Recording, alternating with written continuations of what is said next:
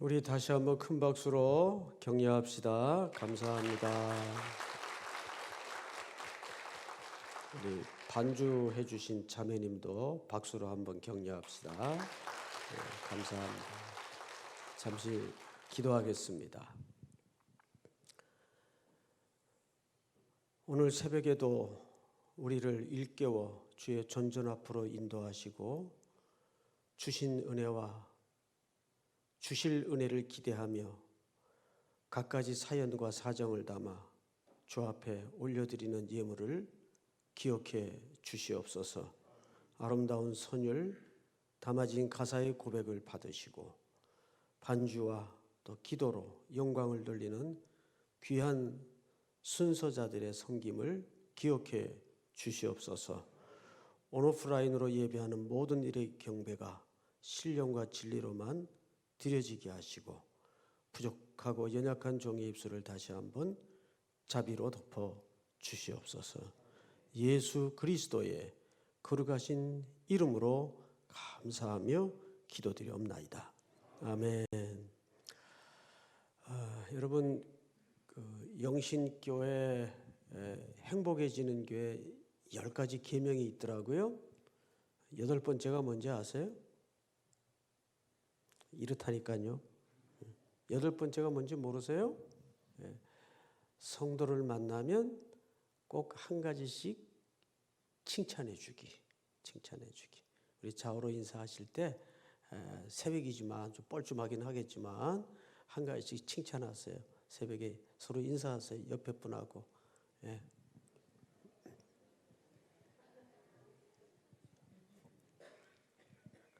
부부끼리 앉은 분들은 왜 그래요? 표정들이.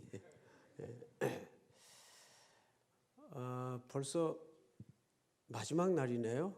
이제 오늘 새벽이 맞춰지면 이제 저녁 예배 1시간 남는데 오늘 금요일이죠. 세상은 불금이라고 합니다. 불금. 무슨 불자인지는 잘 모르겠는데 불금이라 그래요. 금요일만 되면 홍대, 명동, 강남 젊은이들이 쏟아져 나와서 먹었던 것을 토하고 온 거리가 비틀거립니다. 그래도 한국 사회를 버텨주는 힘은 저는 교회라고 믿습니다. 당연히 교회가 상처투성이고 문제도 많고 불협화음도 있겠지만 그것은 지상교회이기 때문에 어쩔 수 없는 현상이에요. 여전히 하나님은 이 땅에 하나님의 꿈을 교회를 통해서 만들어 가십니다. 믿습니까? 그래서 여러분, 내가 평생 교회의 일원으로 직분을 크든 작든 맡아서 섬기는 것이 얼마나 복인지 알 수가 없어요. 저는 모태신앙이지만 우리 어머님이 이북에서부터 신앙생활을 하셔서 실질적으로 모태신앙이에요.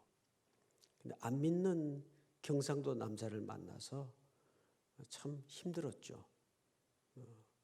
아버님은 또 직업군인이시라 경북 영주 분이세요. 하는 동네입니다. 지금도 가면 그 동네는 변화가 없어요. 그런 가정에서 제가 장남으로 태어났어요.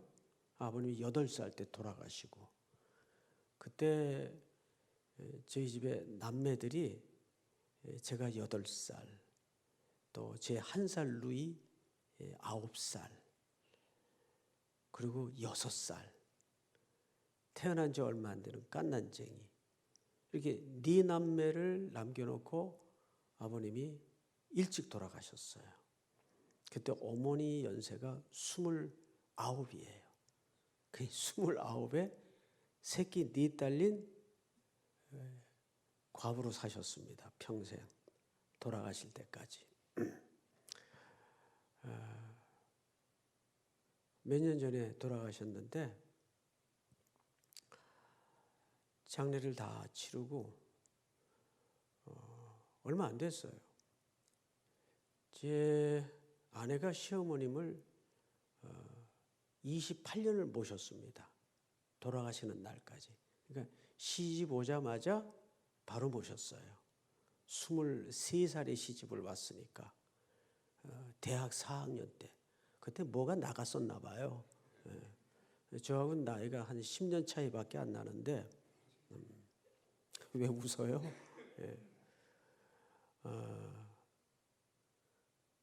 근데 저는 목회에 빠져가지고 정신이 나가서 그냥 가정일은 완전히 몰라요.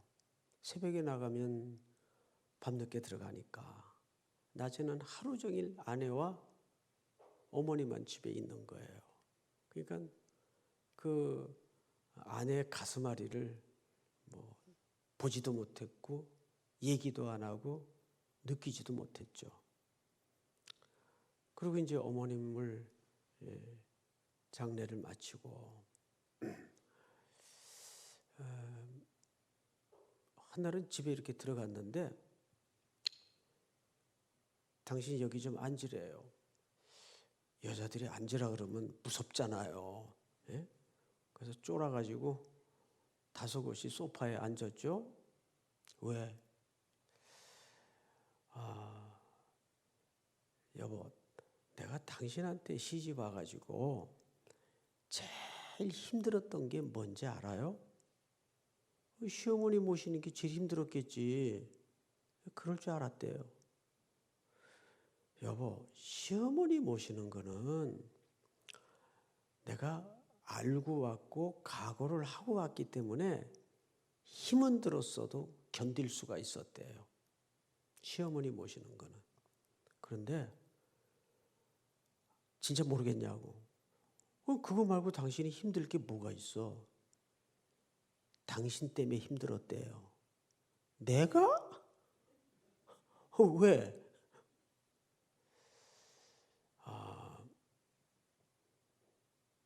교역자와 학생으로 지낼 때는 한 교회에서 스승과 제자로 만났으니까 잘 몰랐죠. 근데 덜커덕 결혼을 하고 나서 제 이제 실생활이 다 나오잖아요.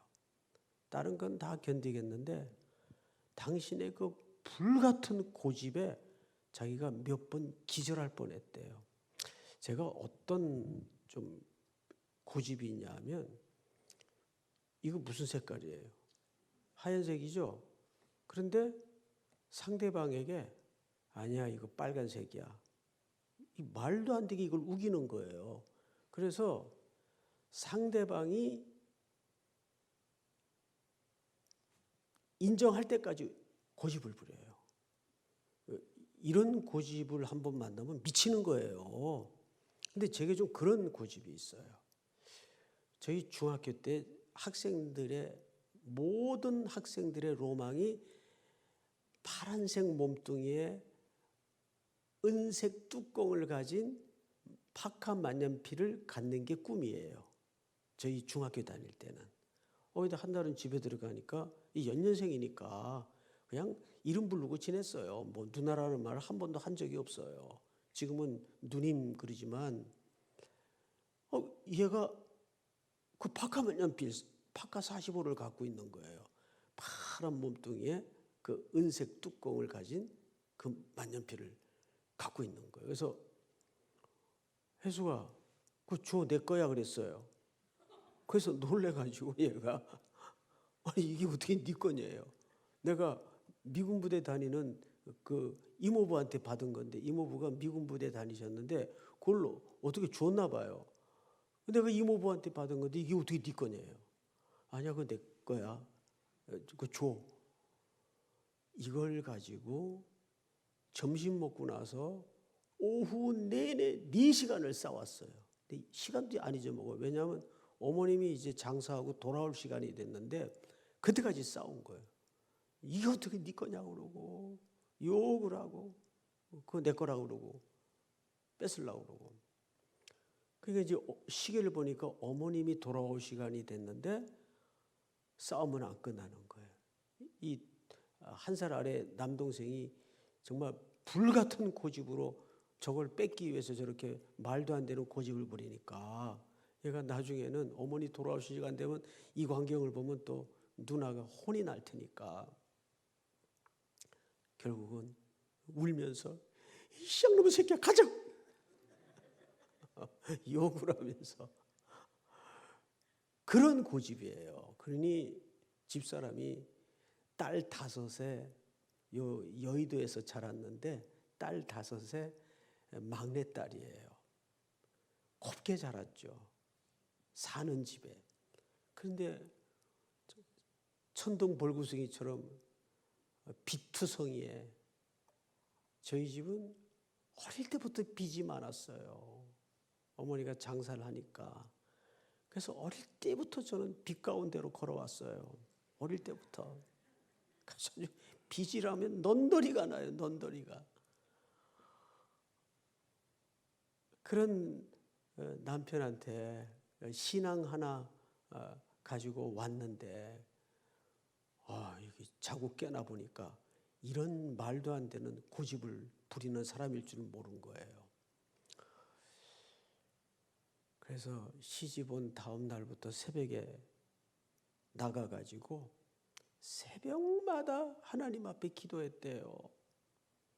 우리 남편 저 성격이 저 고집이 목회하는데 큰 방해가 될 텐데 하나님 저 고집 좀 꺾어주든지 고쳐주든지 고집 좀 바꿔달라고. 그걸 한 30년 가까이 기도를 한 거예요. 그런데 여보 오늘 내가 응답을 받았어요. 에? 나는 그런 기도 하는 줄도 몰랐고 나는 그대로 있는데 무슨 응답을 받아? 그랬더니 이 양반이 오늘도 나가서 당신을 위해서 기도하는데 하나님이 응답을 해주시는데 자기 귓구멍에다가 정말 이렇게 또박또박 넣어주듯이 그러시더래요. 이연이야 이제 그만해라 그러시더래요. 근데 그 다음 말이 대박이에요. 예? 나도 그냥 쓰는데 왜 자꾸 네가 바꿔달라 그러냐. 예? 너무 기절할 만큼 놀랬대요. 예? 나도 그냥 쓰는데 왜 자꾸 네가 바꿔달라 그러냐. 그래서 자기가 생각을 바꿔먹었다는 거예요. 한 번도 그런 생각을 해본 적이 없다는 거예요. 자, 사람이 바뀝니까 안 바뀝니까? 빨리 얘기하세요. 바뀌어요? 안 바뀌어요. 사람은 안 바뀌어요. 사람은 그래서 고쳐 쓰는 동물이 아니에요. 제가 엊그제도 말씀을 드렸지만 나이가 들면 철이 드는 게 아니라 똥꼬집만 늘어요. 머리맡에 약봉지하고. 사람은 안 바뀌어요. 제가 오늘 이 본문을 통해서 사람과 사람 사이의 알매 대해서 이야기를 좀 할 겁니다. 자, 이 에피소드는 뭐 워낙 유명하잖아요. 이제 어제 새벽에는 우리가 앞부분을 열처녀, 자 복습합니다. 열처녀가 5만 졸았어요? 다 졸았어요? 예. 신랑이 온다 소리에 다 깼어요? 5만 깼어요. 이제 제정신으로 말씀을 하시네요. 예, 다 깼죠. 그렇다면 그런즉 깨어 있으라는 말은 물리적 잠을 얘기하는 것이 아니다. 자, 그럼 뭘까? 생각해 보세요. 기름은 신랑 오기 전에 준비하는 겁니까? 온 후에 준비하는 겁니까? 오기 전에 준비하는 거죠. 근데 신랑이 언제 올지 알아요, 몰라요? 몰라요. 그러면 언제 준비해야 돼요? 그렇죠. 항상. 그래서 오늘 이 본문이 그 항상 늘 일상이라는 개념과 굉장히 연결고리가 있기 때문에 이 말씀을 드리는 거예요. 자, 주인이 멀리 떠날 일이 생겼어요. 그래서 중들을 불러요. 얘들아, 이리 좀 온나. 넌 5, 넌 2, 넌 1. 근데 화폐 단위가 뭡니까? 달란트예요. 이런 달란트가 어느 정도 양인지 아세요? 고대 화폐 단위 중에 가장 큰 단위입니다. 1달란트가 6,000데나리온이에요. 그러면 그 당시 노동자 하루 품삯이 1데나리온입니다. 그러니까 노동자들이 벌어서 안 먹고 안 입고 20년은 모아야 모을 수 있는 돈이 1달란트예요. 그러니까 1달란트라도 이 양이 적습니까? 많습니까? 이건 많은 액수예요. 그리고 이렇게 맡기고 떠났어요. 그러면 이제 독자들 입장에서 이런 생각을 할 수가 있겠죠. 왜 누구는 5달란트 맡기고 누구는 2달란트 맡기고 누구는 1달란트 맡겼습니까? 성경은 뭐라 그러죠? 재능대로 이 기준이에요. 근데 재능이라니까 우리는 성경의 사고에서 출발하지 않고 우리식 사고방식으로 이해를 해요. 재능대로니까 저 사람은 재능이 많은 사람이고 이 사람은 재능이 중간치고 저 사람은 재능이 없는 사람이다. 그런 개념이 아닙니다. 여기 재능대로라는 말은 무슨 뜻인가 하면 이런 뜻이에요. 보세요.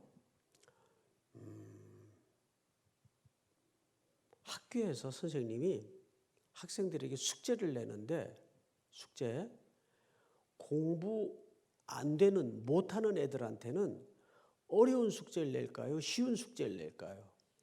그렇죠. 쉬운 숙제를 내요. 그런데 공부가 되는 애들은 어려운 숙제를 줄까요? 쉬운 숙제를 줄까요? 어려운 숙제를 줘요. 그럼 보십시다. 우리 종합적인 인생의 영역에서 한번 생각을 해보자고요. 제 친구 중에 저 강원도 춘천에서 한 30분 산길로 들어가면 이 의자 딱 4줄 놓는 초미니 예배당에서 목회하는 친구가 하나 있어요. 박 목사라고. 그런데 이 친구가 아주 부잣집 아들이었어요. 그런데 한동안 소식이 딱 끊어지더니 나중에 알고 보니까 그 산골에 가서 목회를 하는데 그 교인이 몇 명이냐 그랬더니 평균 83세 할머니 8분이에요. 가끔 새신자 들어오시면 뭐 91, 뭐 이런 분들이 새신자로 들어오는 거예요. 근데 거기서 지금 30년째 목회를 하고 있어요. 자, 여기 성도님들 한번 생각해 보세요. 그런 목회 현장이 쉬운 목회 현장이에요? 어려운 목회 현장이에요? 그 어려운 현장을 몇 년째 한다고요? 30년째. 그 아무나 할 수 있을까요? 저요? 정직하게 좀 못해요. 자신이 없어요. 자, 그러면 그 친구는 1달란트 맡은 종일까요? 5달란트 맡은 종일까요? 그렇죠. 5달란트 맡았다는 것은 재능대로 맡았다는 것은 감당할 실력이 되니까 어려운 현장을 맡긴 거예요. 예? 여러분 우리가 수학여행을 가도 제일 놀지도 못하고 돈 계산하느라고 직사하게 고생하는 친구가 누구예요? 회계 맡은 애예요. 걔는 수영장 가서 수영도 못하고 그 돈 관리하느라고. 근데 그 역할을 아무나 맡길까요? 정직하고 깨끗하고 계산 잘하고 아주 명료한 친구에게 그 역할을 맡기겠죠. 그러니까 여기서 우리는 이런 세속적 개념으로 재능을 이해해서는 안 됩니다.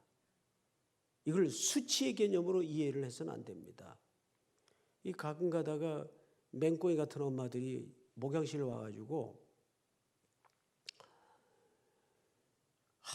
자기 애들 자랑을 그렇게 해요. 꼴보기 싫게.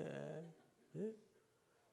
이번에도 우리 애는 탑3에 들었고 나무랄 데가 없고 성경도 매년 일독씩 하고 얼마나 말 잘 듣고 이쁜지 모르겠다고. 근데 짜증은 나는데 다 팩트예요. 맞아요. 그 애가 참 귀한 아이예요. 그리고 이제 자기 얘기 다 하고 홀랑 일어나서 나가려고 그래요. 집사님과 좀 앉아봐요. 왜요? 나 얘기 다 했는데. 내 얘기 듣고 나가요. 그 어디 가서 그 나한테 외에는 그런 얘기 하지 마요. 왜요? 사실인데요. 사실이지. 근데 엄마가 집사님이 모르는 게 하나 있어. 뭘요? 엄마가 실력이 안 되니까 쉬운 애를 맡긴 거야. 못 알아듣고 나가요. 에? 뭔 소리인지 알겠어요? 엄마가 실력이 되는 집안의 애들은 다 만만치 않은 애들이에요. 이걸 위로받으라고 하는 얘기가 아니에요. 대충 다 그렇게 됩니다. 엄마가 실력이 안 되는 집안은 애들이 아주 편안한 애들을 맡겨야 하나님께서 자랑할 거 못 돼요. 우리 인생도 보면 그래요. 그 두메산골에 30년째 무슨 수입이 있어요. 그러니까 그 사모님이 옆에 폐가 하나 얻어가지고 순두부 만드는 기술을 배워서 순두부 팔고 생계를 유지해요. 그거 송 목사한테 하라면 저는 자신이 없어요. 뭐 하라면 어떻게 하긴 할 수 있겠는데 30년 동안 그걸 어떻게 해요? 이게 5달란트 맡은 종입니다. 믿습니까? 예? 재능대로라는 말이 그런 의미예요. 자, 이제 어느덧 돌아오는 시간이 됐겠죠? 오늘 19절 보니까 이렇게 돼 있어요. 19절 우리 한번 같이 읽어볼까요? 시작.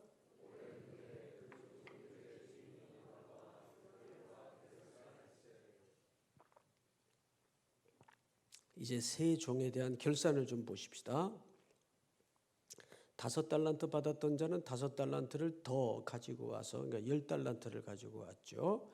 이르되 주인이여 내게 5달란트를 주셨는데 보소서 내가 또 5달란트를 남겼습니다.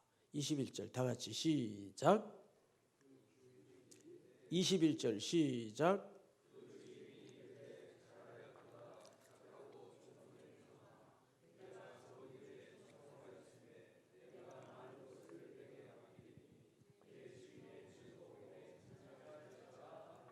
잠깐 저를 보실까요? 2달란트 맡았던 종도 와서 2달란트를 남겨서 2달란트를 남겼습니다. 이렇게 보고를 해요. 그러니까 주인이 몇 절을 보시냐면 23절.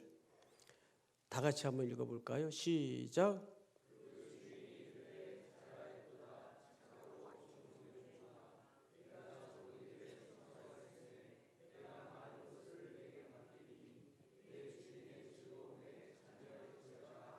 자, 헬라어 원문을 보면 5달란트 맡았던 종이나 2달란트 맡았던 종에게 주인의 평가는 전치사 하나 토시 하나 안 틀리고 똑같습니다.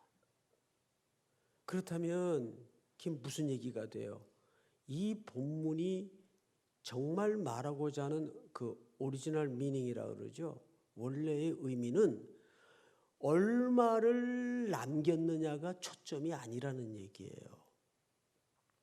무슨 소리인지 알겠어요?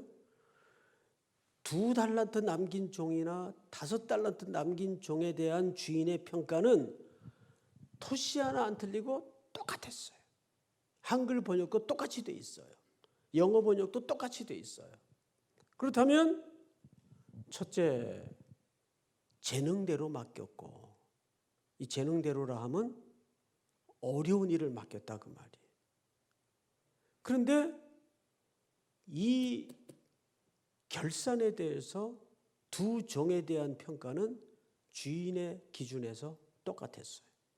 그렇다면 그 말은 즉 2를 남겼느냐 5을 남겼느냐가 이 본문의 의도가 아니에요. 결국 이제 문제가 되는 한 달란트를 원금 그대로 갖고 왔던 종의 모습을 한번 비교해 보십시다. 24절. 한 달란트 받았던 자는 와서 이르되 주인이여 당신은 굳은 사람이라. 이 굳다라는 말은 원문 뜻이 무슨 의미인가 하면 당신은 잔인한 사람이라 그 뜻이에요. 그리고 볼까요? 어떻게 주인을 이해하고 있었는가 하면 심지 않은 데서 거두고 해치지 않은 데서, 이게 해치다라는 말은 스케일러라는 영어를 쓰는데 이게 뿌리다. 뿌리지도 않으면서 모으기를 원하는 사람인 줄을 내가 알고 있었다. 누가? 한 달란트 맡은 종이. 그러니까 이 종은 근본적으로 어디에서 문제가 일어난 거죠? 주인이 누구인지 정확히 알았어요? 몰랐어요? 몰랐어요. 이 한 달란트 맡았던 종은 하나도 결산하지 못한 게 문제가 아니에요. 그게 초점이 아니에요. 주인이 누군지를 몰랐어요. 어떤 사람인지를 몰랐어요. 그러면 뭐 2달란트 남긴 종, 5달란트 남긴 종은 주인이 어떤 사람인지를 알았나요? 성경에 아주 명확한 근거가 소개되어 있습니다. 16절로 돌아가 보세요. 본문 띄울 수 있나요? 16절. 한번 본문 띄워주세요. 보시면 이렇게 되어 있어요. 자, 자막을 보십시다. 5달란트 받은 자는 어떻게 가서? 유데오스, 바로 가서 즉시 망설임 없이 머뭇거리지 않고, 그 뜻이에요. 자, 이게 오늘 키워드입니다. 자, 저를 보세요. 그대로 띄워두시고, 5달란트 받은 종은 그 엄청난 액수를 받자마자 어떻게 가서 장사했다고요? 즉시 가서 이거 어떻게 이 많은 돈을 뭘 하라는 거야 도대체? 그러지 않고 바로 가서 장사를 했어요. 자, 근데 물어봅시다. 장사하시는 분들 계시죠? 장사하면 늘 남습니까? 엎어지기도 하고 손해도 보고 망하기도 하고 남기도 하죠. 장사라는 속성이 그런 거 아니에요? 그런데 그 위험과 리스크가 존재하는 장사를 망설이지 않고 바로 가서 했어요. 어떻게 그게 가능했죠? 어떻게 가능했어요? 주인의 의도를 평소부터 알았다는 얘기예요? 몰랐다는 얘기예요? 잘 알고 있었다는 얘기예요. 아, 내가 오랜 세월 우리 주인을 경험해 보니까, 겪어보니까 우리 주인은 이 경제에 관한 철학이 비즈니스를 하는 데 있어. 자, 근데 이게 무슨 이렇게 연필로 자, 주인에게 대해서 빨리 공부해야 되겠다 해가지고 메모 적고 정보 알아서 받아쓰기 한다고 주인이 어떤 사람인지 알아줘요? 그렇게 해서 사람을 알 수 있어요?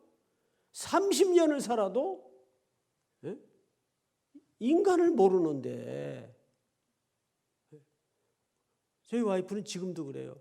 늘 당신이 낯설대요. 새로운 게 자꾸 나온대요. 그 수수께끼 같은 인물이래요. 근데 저도 그래요. 아내를 보면 모르는 게 자꾸 나와요. 나는 우리 와이프가 항상 공부도 잘하고 똑똑해서 학교 다닐 때는 정말 완벽하게 봤는데 그렇게 잠이 많은 줄 몰랐어요. 그런데 왜 그런가 봤더니 이 저혈압 체질 여자분들이 오전에 맥을 못 쳐요. 체질상. 그래서 새벽 기도 갔다 오면 오전 내내 누워 있어야 돼요. 그 회복하느라고. 그렇게 삶으로 몇십 년을 사니까 그것도 엄청난 거죠.